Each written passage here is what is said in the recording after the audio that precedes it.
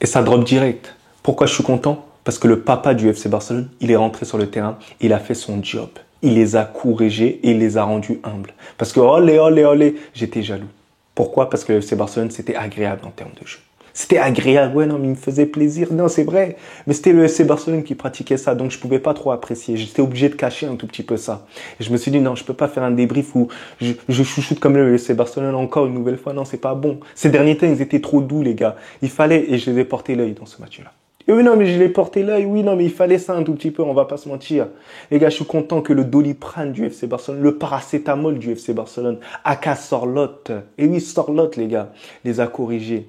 Et comme on dit, jamais 203. Donc Sorlotte, tu sais quoi faire au match retour.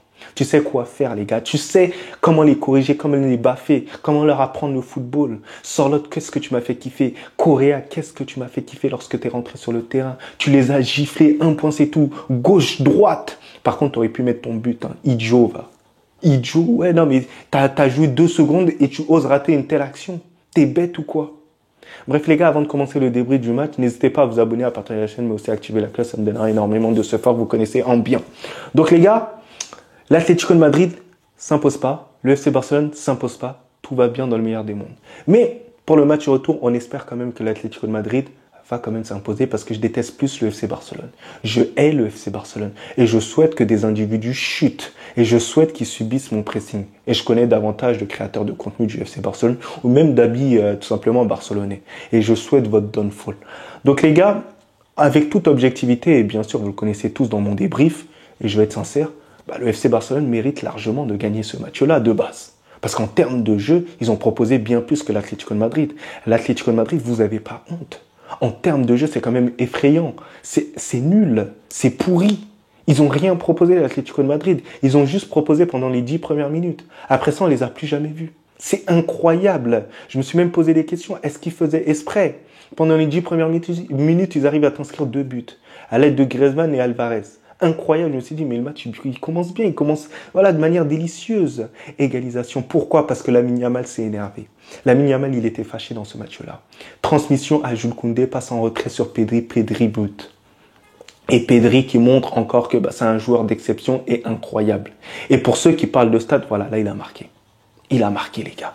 Et en plus, en étant productif dans le jeu, là, aujourd'hui. Parce que oui, les gars, dans le jeu et dans l'agressivité et dans le pressing, le FC Barcelone a tout simplement montré qu'ils étaient supérieurs à l'Atlético de Madrid. Parce que oui, quand le FC Barcelone a mis suffisamment de pressing sur l'Atlético de Madrid n'arrivait pas à sortir. Et d'habitude, l'Atlético de Madrid, c'est quand même une équipe qui arrive à se sortir quand même du pressing parce qu'ils ont des joueurs assez bons techniquement, qui savent quand même ressortir assez bien la balle, qui sont assez intelligents, qui voient le jeu même avant de percevoir, d'avoir la balle. Donc voilà, c'est des joueurs quand même assez à l'aise techniquement. Mais ça montre que le pressing du FC Barcelone était quand même de qualité. Les joueurs étaient bien pris. De Jong avait bien dominé quand même le milieu de terrain. Techniquement, c'était assez bon. Du côté de Pedri, le pressing, il était bien huilé. Il emmenait vraiment tout le monde. Rafinha aussi amenait vraiment tout le monde. Donc la récupération de ballon, il se faisait assez haut. Donc ça fait que le FC Barcelone avait beaucoup plus de possibilités dans cette première mi-temps. Et ensuite, ça s'est concrétisé par quoi? 2 buts pour le FC Barcelone. Avantage du FC Barcelone, 3-2 à la mi-temps, totalement mérité. En deuxième période, même schéma. Le FC Barcelone était assez dominateur dans le jeu. Mais voilà, on a senti que, bon, vas-y, le match, il peut quand même devenir bizarre parce que c'est des bandits, tout ça. Et comme je vous ai dit, Lamine Yamal, quand il décide de s'énerver, il s'énerve pour de vrai. Et Lamine Yamal a tout simplement éliminé le joueur de manière lamentable, hein, lamentable. Et ensuite, il fait centre en retrait, but directement de Robert Lewandowski, totalement mérité. Totalement mérité de la part du FC Barcelone. Donc là, on se dit, pourquoi pas, le match, il est quasiment mort. Mais moi, je le savais très bien. Je savais très bien pourquoi, parce que les changements que Flick a fait, c'est tout simplement honteux. Après le but de Llorente sur une super passe de Correa. Mais ça, je vais vous en parler un peu plus tard. Mais les changements de Hansi Flick, moi, je suis désolé. Pourquoi il a fait sortir Rafinha? Et pourquoi il n'a pas fait sortir Lamine Yamal après ça? Parce que on sait que à 4-3, c'est un avantage quand même considérable sur le match retour. Tu as un but en plus et tu sais que tu es le FC Barcelone, tu as une possibilité de marquer quand même là-bas. Ça te fait quand même 2 buts d'écart quand même face à cette équipe de l'Atlético de Madrid. Donc tu fais pas sortir quand même un joueur qui défend énormément sur le terrain du nom de Rafinha. Surtout qu'il avait encore du gaz pour aller défendre, pour aider encore plus. C'était à Lamine Yamal de sortir à ce moment-là. Il n'a pas trop le même domaine défensif que ce joueur qui est Rafinha. Rafinha, même s'il ne fait pas un match tout simplement stratosphérique là aujourd'hui, parce qu'en première mi-temps, je l'ai pas vu. En seconde période, voilà, c'était assez bon, mais défensivement, voilà, il tenait quand même la route. Mais Rafinha, quand même, c'est quand même une valeur sûre sur cet aspect-là. Et je pense que il a fait énormément d'erreurs sur cet aspect-là. Mais il y a aussi les joueurs aussi qui ont été assez bizarres à certains moments. Par exemple, Gavi, je l'ai pas trouvé à la hauteur là aujourd'hui. Gavi, il a été assez timide. Olmo, sur ce match-là, bah, pas assez bon, pas assez productif. Le dernier match, on l'a chouchouté, mais c'est à lui quand même de démontrer qu'il mérite une place de titulaire quand même au sein du FC Barcelone.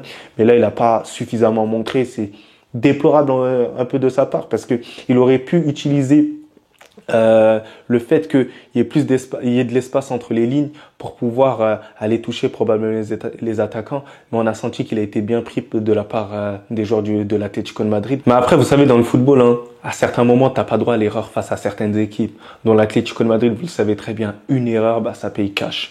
Là, par exemple, Jules Koundé qui trébuche et ensuite transmission directe et but de Sorloth comme une nouvelle fois. Et c'est une délivrance, c'est tout simplement incroyable. Et on sait très bien que face à certaines équipes, bah t'as pas droit à l'erreur. Du nom de l'Atlético de Madrid, vous le savez très bien. Lorsque eux, ils ont une petite brèche, ils arrivent à te marquer les buts au bon moment, au bon endroit. Ce que le FC Barcelone n'a pas fait là aujourd'hui. Ferran Torres, il a raté énormément d'actions en première mi-temps. Ça a été tout simplement affreux dans ce match-là. Moi, je l'ai pas reconnu. En termes de jeu, c'était plutôt pas mal. Mais la finition, elle a été assez...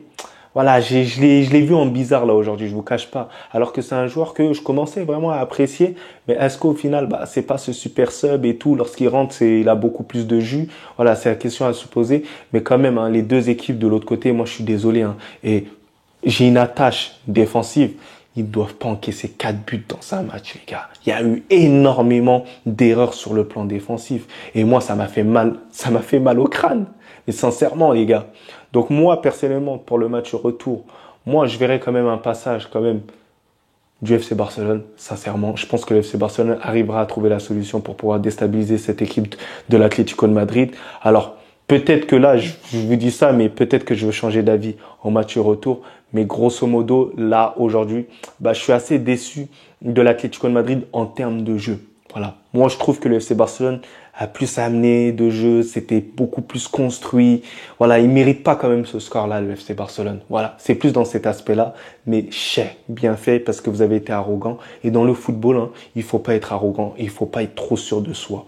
Il faut tuer les matchs au bon moment, au bon endroit. C'est comme ça le football. Si tu tues pas l'Atlético de Madrid, c'est l'Atlético de Madrid qui te tuera. Un point, c'est tout. Voilà, on espère tous que le FC Barcelone s'incline et perde le match retour. Mais sinon, en vrai, ça à toi. Moi, en tout cas, bien, alhamdoulilah.